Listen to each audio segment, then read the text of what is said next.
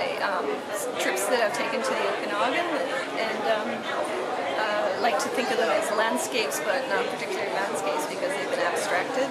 I'll get the feeling for a setting and use a lot of digital images and use a number of things that evoke lots of images to evoke what I want to show, and then I'll just start making layers on my pieces of vellum and use chalk pastel. I like the way it smudges. I can take it off, put it on, I can put layers on top of it.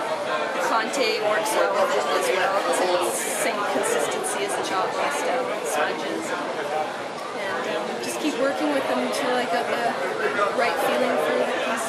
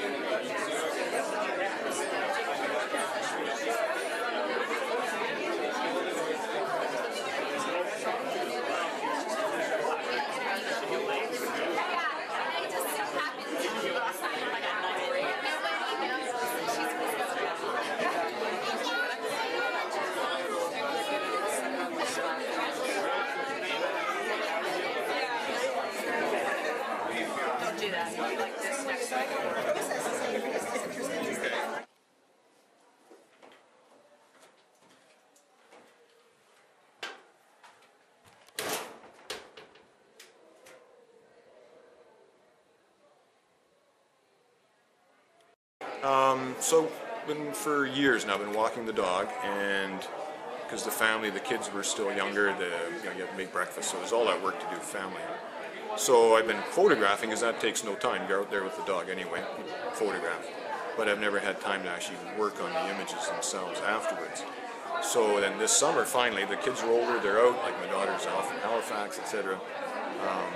Actually started working on the images. And I guess the thing is that everyone sees them as nature shots, and I guess that's the topic, but I see them more as stories rather than nature shots. So to me, it's not really a shot about a tree or a flower or whatever. I see more the shape, the movement of color or whatever that the flower and its surroundings has. And to me, it's a story of push and pull or a relationship or anyway, that kind of thing. It's more, they're stories, basically, right? And nature, and that's happens to be an easy topic to pick to show relationships and to show stories and what's happening. And I guess some of them are just colors. I do love colors, I do love shapes, right? But it's the way the shapes speak to each other that's really what it's about, right? And in this case, it just happens to be these, say, 100 feet of the golf course where I walk the dog, year by year, day by day. Right? So naming the images, because they're stories, and to me they're stories that I see, but I guess my feeling is that other people might see a completely different story in there. I mean, it's nature, it's everybody's story in a sense, right? So I didn't want to put a name that defined a story that exactly. So anyway, so I thought, okay, I'll go with untitled maybe, and then I thought, well, I've done that a lot of times.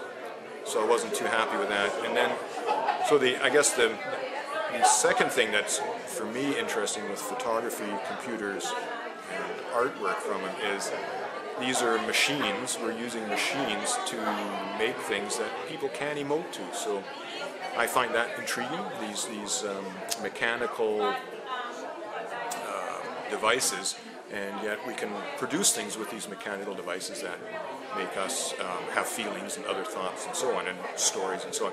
So I thought, okay, I'll take a very computer name to sort of re-emphasize that this is coming out of a computer, right? It's a very machine type name, you know, number, letter, number, classic sort of computer name. And so, yeah, I like that. It's not a tension, but it's a mystery to me, how people can emote to machines. Right?